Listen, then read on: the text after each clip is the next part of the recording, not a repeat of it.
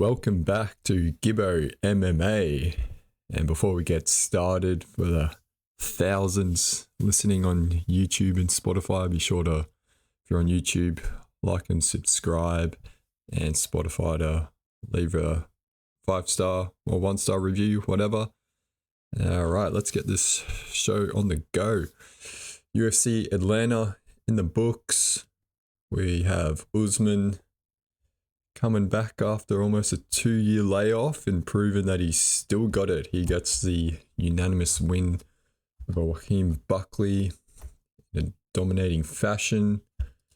And overall, we had a pretty good card. It was a lot better on paper. As far as how the night went, we had only 2 knockouts and 1 no contest and just all decisions. So yeah, it was kind of a little bit of not a letdown, but I thought it was going to be a bit more fireworks. But yeah, crowd was great. Lots of boos. Seems once someone mixes up the martial arts, they they don't quite like it. So except if it's Usman. But yeah, so we'll start off with the main event. Wow, Kamaru Usman, put some respect on his name. Y'all must have forgot who this man is, the former welterweight champ.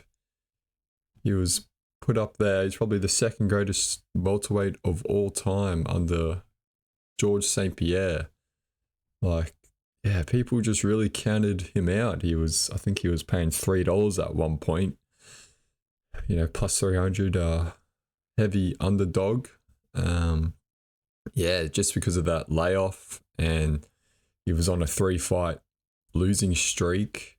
But people don't realize that's probably it's not a bad 3-fight losing streak. Like, he first, when he got head kicked against Leon, he was winning every single round, and all he had to do was get on his bike, but in the last round, but then got caught, and then he loses again in the rematch to Leon. You know, it was a majority decision in London. Like, you know, they're not tough losses. You know, you get dominated, and then he flies over a short notice to face Cumshot Chimaev at middleweight and loses via majority decision. Like, and that was only 3 rounds. So yeah, so people counting him out.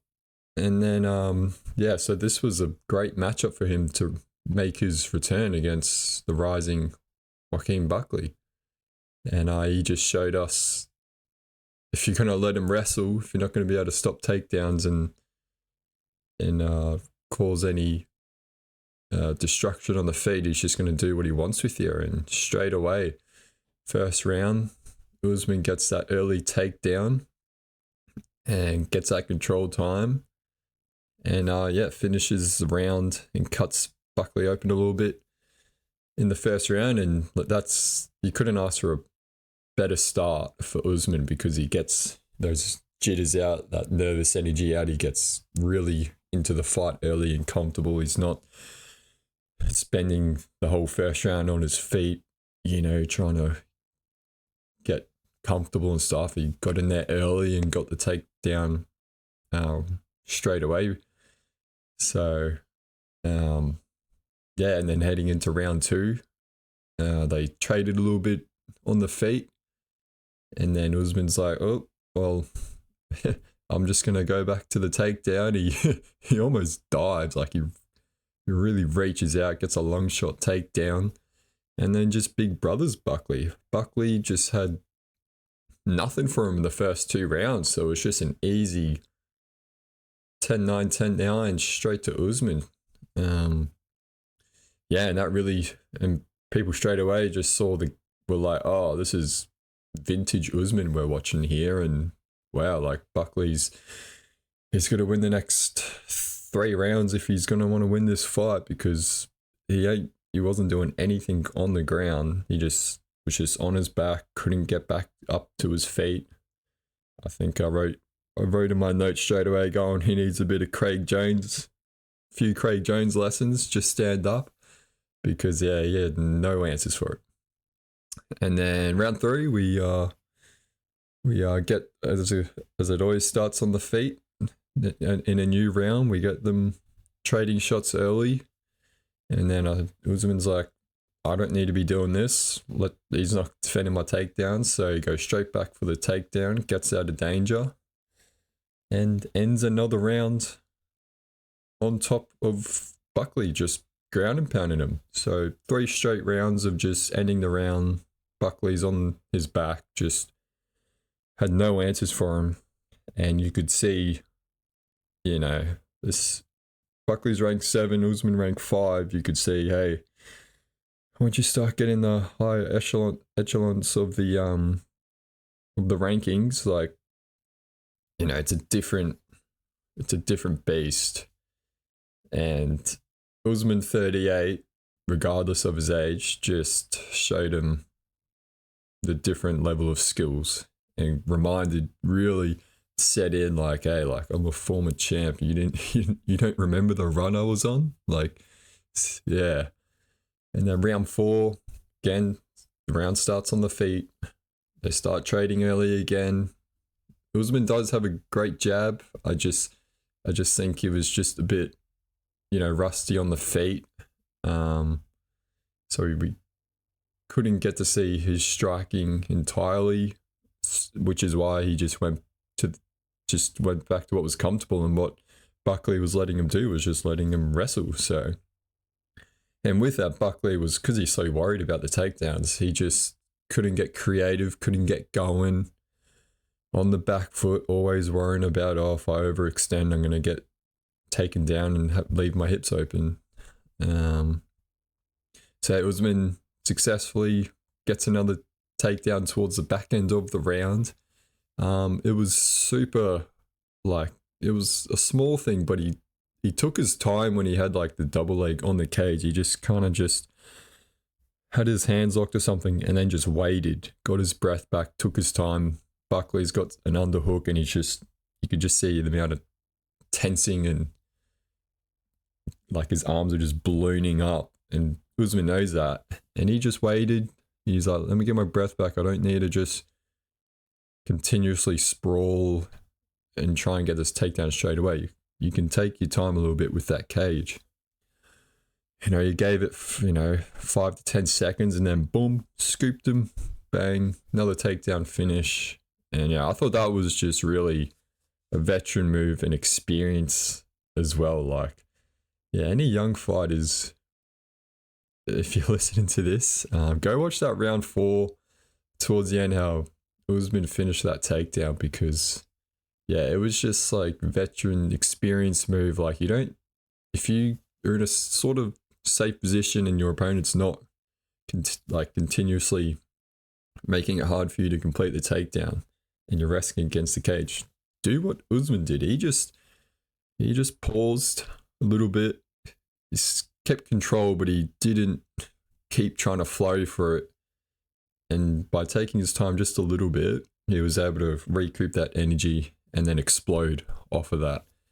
And I thought that was I thought that was just pretty high level, high IQ takedown there. Because he is older, and before he probably would have just kept going for the takedown, and he probably could have got it, but he's like, I'm a bit older, I don't have that power and stamina anymore to kind of finish those takedowns straight away, but I do have the experience and skill and repetitions to know I'm in a safe spot still. He's not getting away.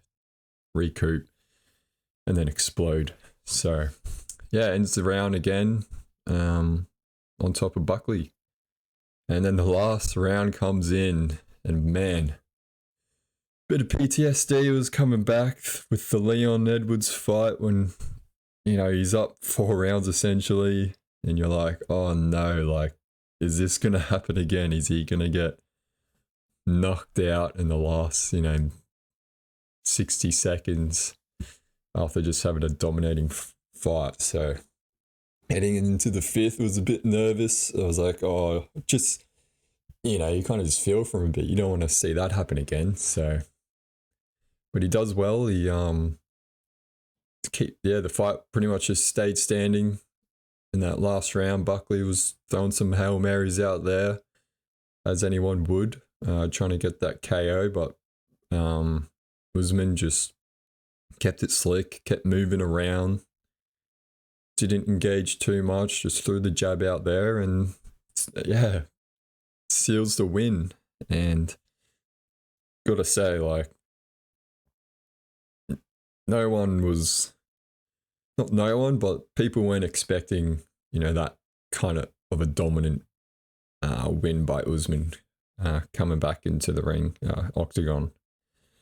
And if you went and put a bet on Usman via decision at $6 odds, I think you'd be pretty happy that you did, because his only path to victory I saw for Usman was via decision. I didn't think he was going to knock Buckley out or submit him, and I saw $6 for a decision. I was like, yeah, take my money.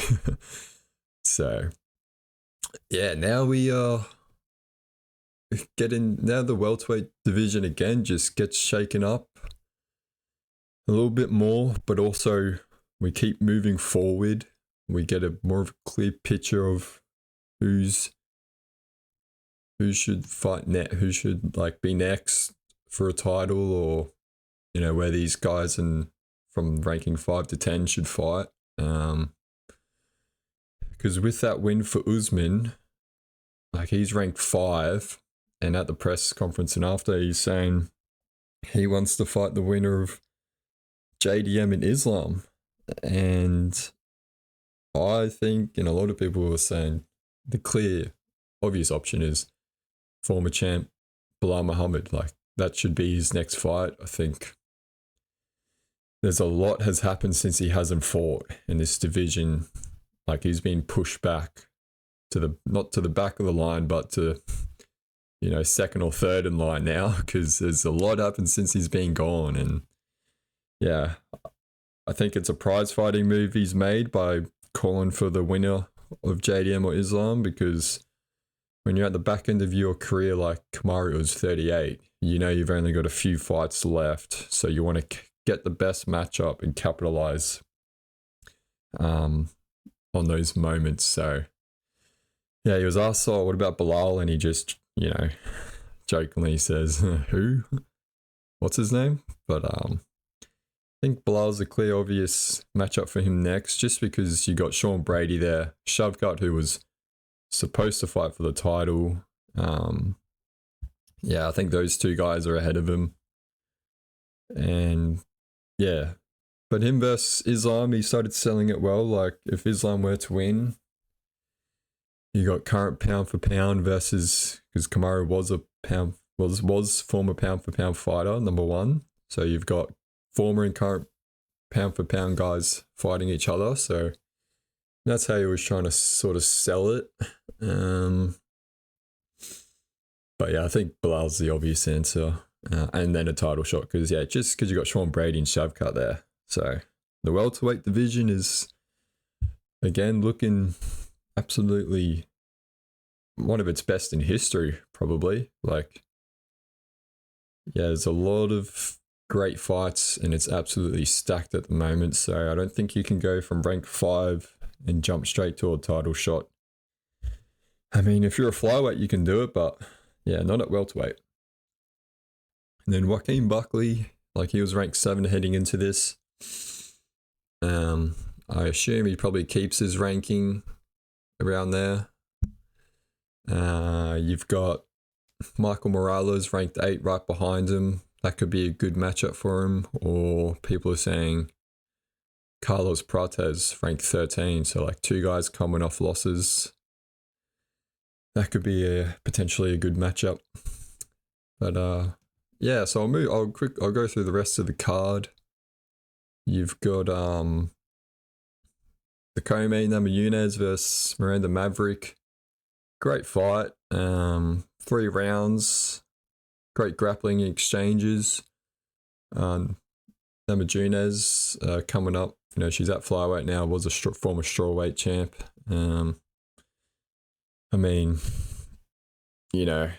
she's giving away a bit of size. at this weight class. You know, still holding up her end. But yeah, she gets the victory. I tell you what, watching this fight though, I felt like it was supposed to be a 5-round fight, but it was only 3 rounds. And I tell you what, just I don't know. I feel like women's fights, like once they hit the 5 rounds, the pacing of it's just like the output for them are just pretty slow, because I just think they don't, biologically speaking, have the gas and can keep that skill going over 5 rounds. And they end up being really conservative in their fights. So this 3-round fight was great. Like they were able to high output and maintain that technique and skill level. And it didn't get fight of the night. Usman Buckley did, but yeah, I think women's fights, if they were all 3 rounds, like you could see a lot better product of it, of them being able to just do way more output and maintain that skill level, because once it hits 5 rounds for them, you can just see it's a lot more reserved, low output, because they're like, oh, I got to save my gas, I got to save my like energy. Like that happens in the men's as well, but with the men's, you know, you can kind of knock someone out with one punch anytime, and you don't see that with women's a whole lot. Namajunas has, you know, when she head kicked Zhang Wei Li, that was at 115. But yeah, it just made me think, because yeah, like people were saying like, oh, like yeah, you don't see many with the knockouts in women's, but you know, if they were all just 3 rounds, I think you would see a lot more in the standard. The level of fights would be a lot better, just because of, like, biologically speaking, like they're not gonna have that crazy output as what the men's can do. Because yeah, like we had Shevchenko, Magnon, Ferriut go 5 rounds, and yeah, it wasn't a bad fight, but you know, if you only have to do 15 minutes, I think you're going to see a lot more entertaining fight than just trying to conserve, get some points here, because yeah, ended up being a decision. But yeah, well done to Namajunas. She gets a win because she was coming off a loss against Erin Blanchfield.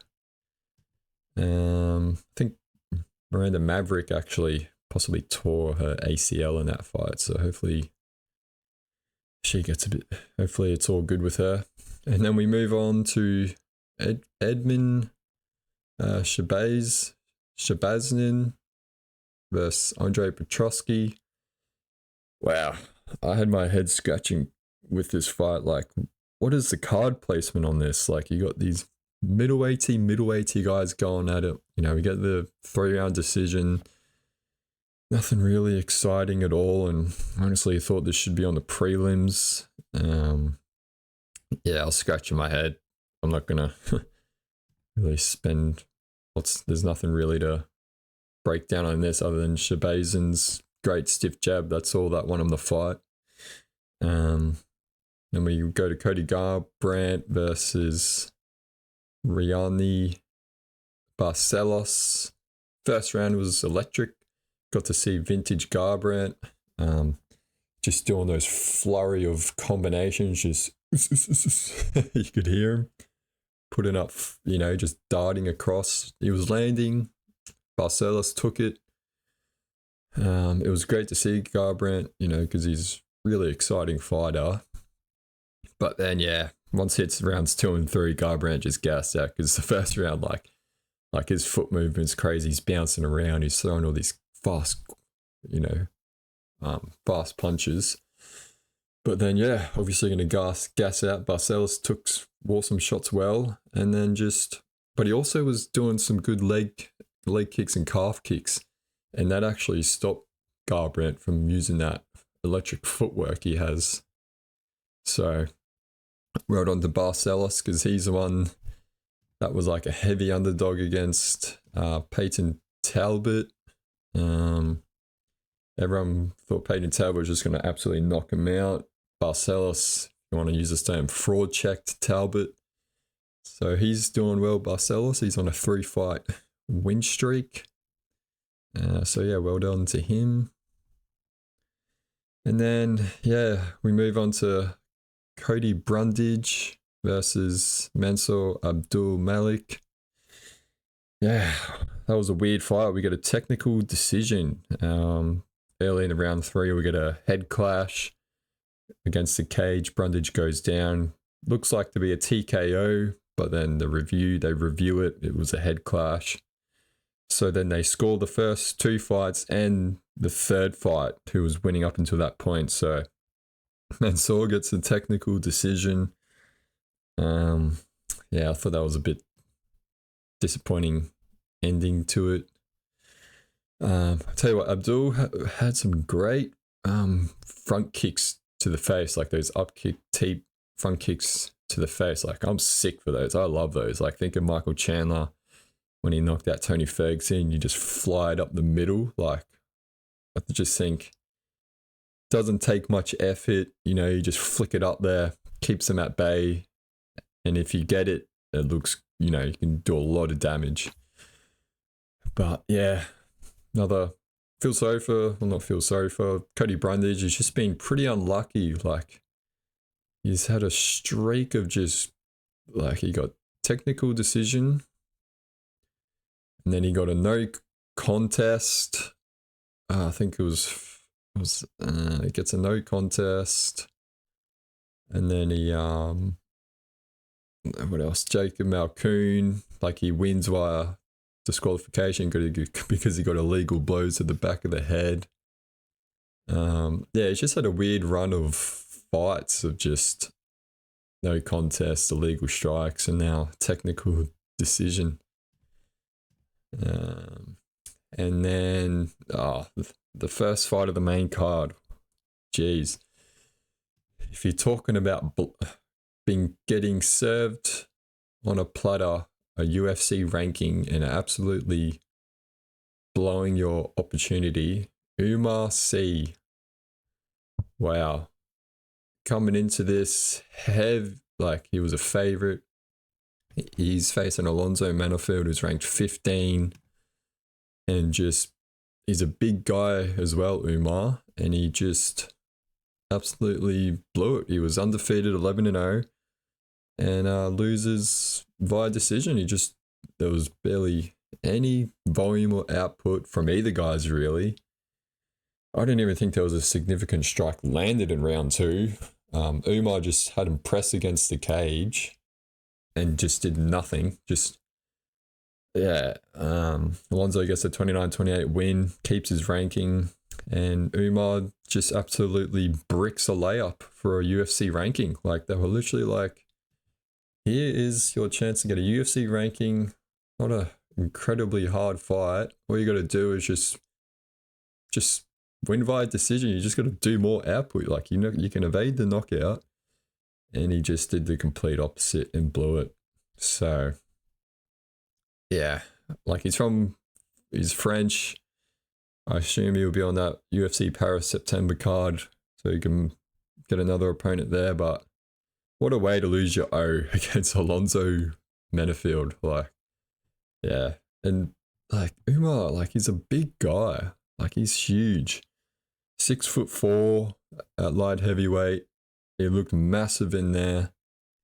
And just fought like, yeah, he just didn't want to be that. Like, I don't know what was going on there. Super disappointing for Umar.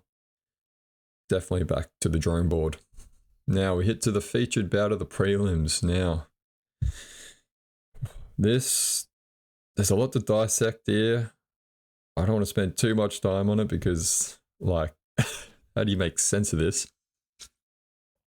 Paul Craig against Rodolfo Bellato. Now, this fight got rescheduled because about a month ago they were supposed to be at the Apex. 20 minutes before the walkout, the fight gets called due to the doctor referee because of Bellato had like herpes on his neck or something, a rash. So he got medically stopped before they even walked out. So now it gets rescheduled to here. And we get into the first round. It's going all right, you know, typical light heavyweights, you know, dancing around. And towards the end, Craig ends up on his back. Bellato does a bit of ground and pound. Craig kicks him off a bit. And then Bellato just comes back in and dives straight back into his guard. And then poor Craig just up kicks him in the face. And while he was grounded and knocks him out. And it was considered an accidental up kick. So the fight results in a no contest. Could have been a disqualification, absolutely. So what happened is Craig upkicks Bellato while one of his knees is on the ground. So under the unified rules, that's considered a grounded opponent. And so Bellato gets upkicked, and it was like a delayed knockout reaction because he gets upkicked. While he's falling back, he looks at the ref, arms out wide, protesting like, hey, that's illegal. And then he just like brain switches off. And now he's passed out on the floor, knocked out. And then poor Craig gets up going, no, like that was legal. And he's protesting with one knee on the ground saying, you know, like, that's fine. And I'm just like, you're literally telling the ref, like, yes, his knee was on the ground, which is illegal. You can't kick him when the knee's on the ground because they're grounded. So what you've done is illegal. So he's protesting in the illegal position to the ref going, oh. So I think that helped his case to get the knockout, to get the no contest. But I was just like, you're literally in that illegal, you're literally showing him, yes, he's grounded and I've upkicked him. Like, what's going on? Seriously. So, if anything, it should be a disqualification because how is it an accidental upkick when you know you've purposely, like you've done the foul, you've purposely done the kick, and now you're protesting like, yes, I did the kick because he was, and he's saying, and he's in the illegal grounded position, and I was like, do you not know the rules? So I think it should have been like, there's no accident at all. Like he's literally protesting to the ref going, yeah, like he's a grounded opponent and I've purposely upkicked him. But he's thinking, yeah, so.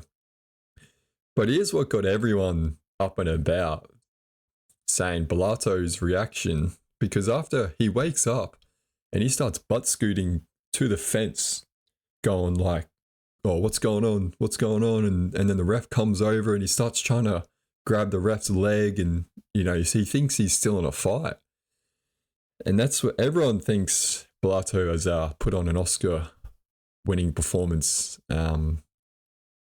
acting like he was knocked out to try and get a disqualification win.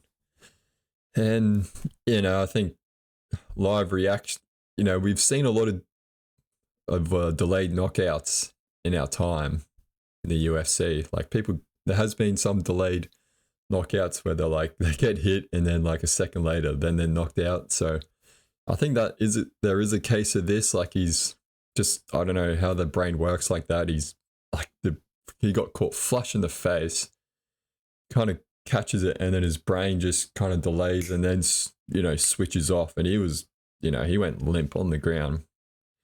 But what was strange was he wakes up and now he's all like, yeah, he's like got the ref in his face.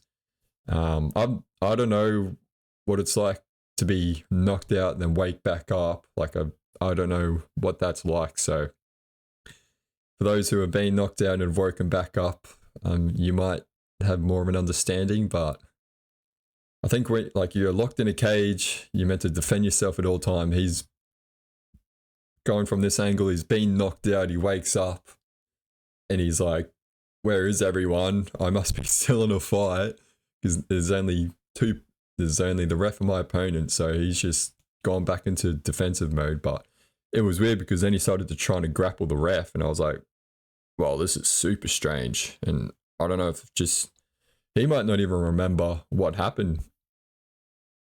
Like the next day, today. Like, he might not even remember that he got knocked out on all those events, because that's how the concussions work. So, yeah, Ocean's 14, I think, is the go ahead. So, Brad Pitt, George Clooney, Matt Damon, if you're looking for that 14th guy to put on an Oscar performance, I think a lot of people will say Bellato is your guy. So, that ends in a no contest. Yeah, super weird turn of events. That matchup is cursed.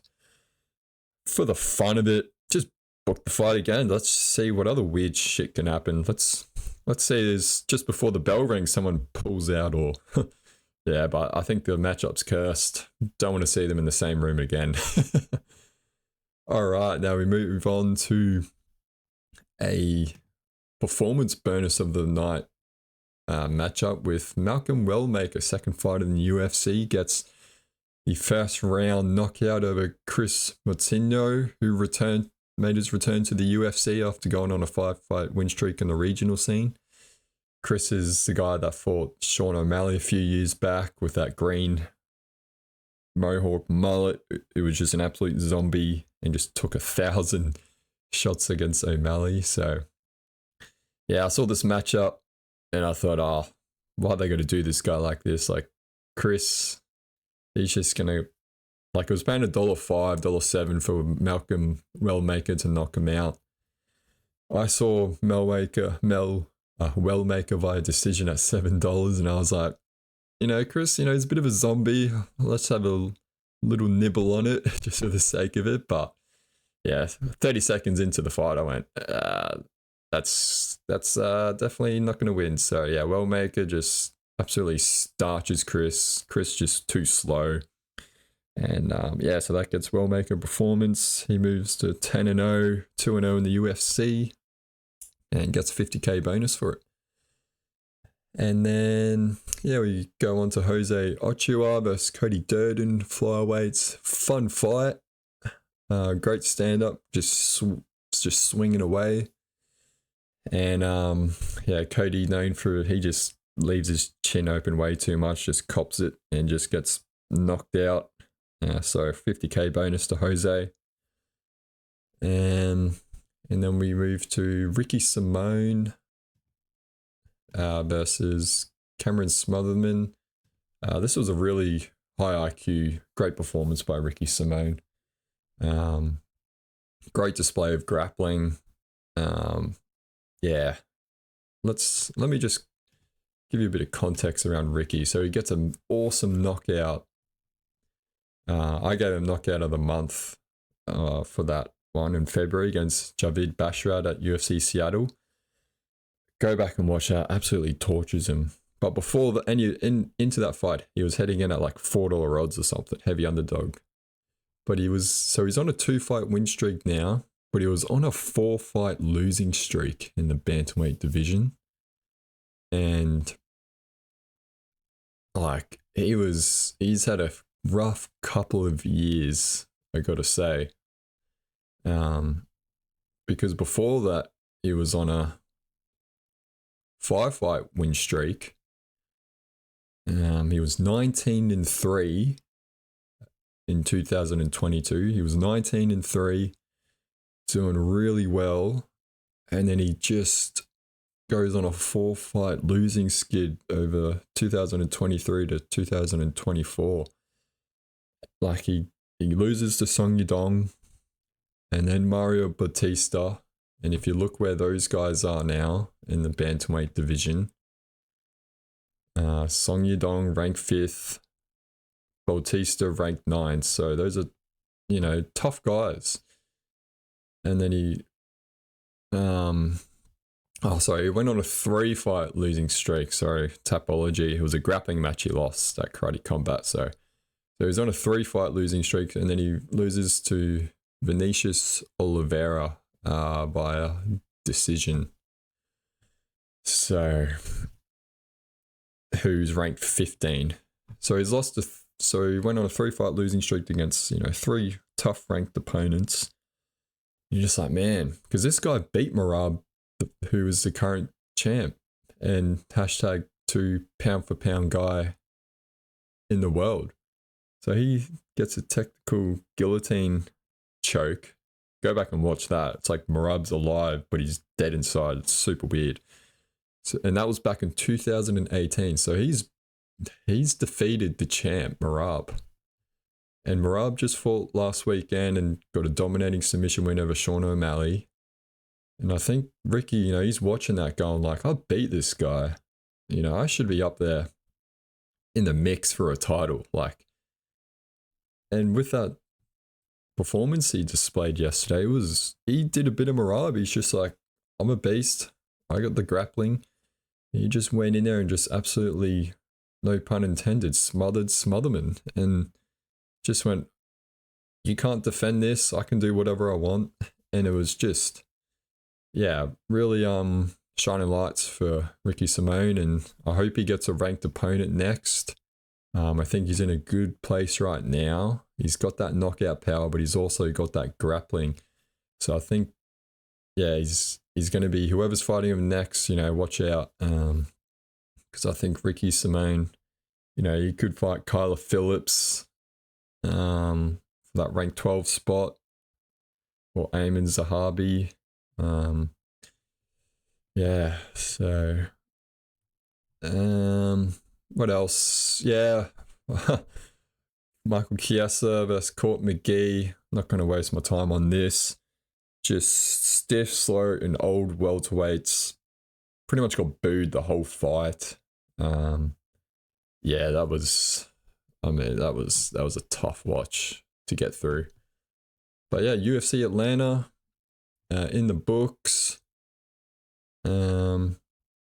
Yeah, great performance by Phil Rowe. He gets the knockout win over Ange Looser. He was potentially down 2 rounds and finishes him with like a minute to go with the ground and pound. Yeah, absolutely great. But yeah, UFC Atlanta in the books. Yeah, if I had to give it a marking, a school marking. Yeah, I think, you know, C plus. I think, yeah, there was a lot of matchups there that ended up being pretty disappointing. Especially the Manfield versus Umar C. That was pretty disappointing, as well as the Paul Craig Bellato fight. But moving on to next week, UFC Baku. Jamal Hill versus Khalil Roundtree, the light heavyweights.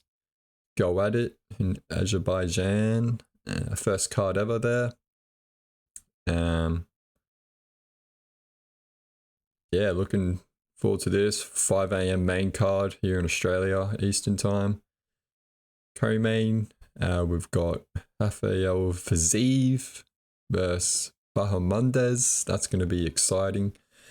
Fiziev teased the fact that he might go to featherweight, so doesn't look like it. I mean, he would be scary at featherweight because he said he barely needs to cut at lightweight. So, well, he said, yeah, like he saying like he would make featherweight easy. Yeah, got some interesting matchups here. Curtis Blade, Rizvan Kuniev, the heavyweights. Yeah, you know, that's what we've got next weekend. Not really too much to break down here, just a lot of Evs and Ovs, last names. So, but yeah, Hill versus Roundtree. Yeah, I think, because yeah, the light heavyweight division, you got Magomed Ankalaev, champion, Pereira ranked number 1. Obviously, he just lost to Magomed. Then you got Yuri ranking 2, Carlos Orberg 3, Jamal Hill 4, and Roundtree 7. So you got rank 4 versus rank 7. Killer Roundtree, like despite his loss against Alex, you know, really caught the fans' eyes, and you know, he's a much watched fighter. Like he's got that great Muay Thai style. I think this fight, someone's could be a round 5 round war, or someone's getting knocked out. Jamal Hill's coming off that loss against Yuri, that was a crazy fight. But yeah, UFC Baku next week, going to be great. But yeah, I don't think there's too much more to really go over. Yeah, Usman put some respect on his name. It was great to see Francis Ngannou there at the event, just with all the shit he's been through. But good to see he's supporting Kamaru Usman. Yeah, but yeah, Francis Ngannou, he was there octagon side, which was pretty cool. I'll tell you what, Usman, geez, he made Buckley look like a lightweight at the weigh-ins and in the cage. Like, because Buckley fought at middleweight, so that's how big Usman is. Because Usman's like, get the welterweight strap back and then go up and fight DDP or Kamzat. And it's like, oh, you got to be joking. But I don't know, go watch on YouTube him sparring with Adesanya, light sparring. He's a big dude. He's got a massive head. But he did really well against Kamzat. Like, if there was 5 rounds, he beats Kamzat. So, but yeah, congrats to Usman. UFC Atlanta done. Gonna leave a comment. Any questions you might have, want me to answer. Comment them down. I'll answer them in the next week's show. But what's coming up this weekend? We've got in Australia Eternal MMA. We've got an Australian middleweight title fight. So I'll be going to that Saturday night. Going to try and vlog it and show you what it's like to go to an MMA event on the regional scene here in Australia. Because we had the boxing a couple of weeks ago with Jai Opataya. But I'm just going to keep putting out content, and any support you guys give me goes a long way. So hope you guys enjoy the week. But fire through any questions in the comments or DM me around anything. But hope you guys have a good week, and enjoyed the fights yesterday. All right, catch you later.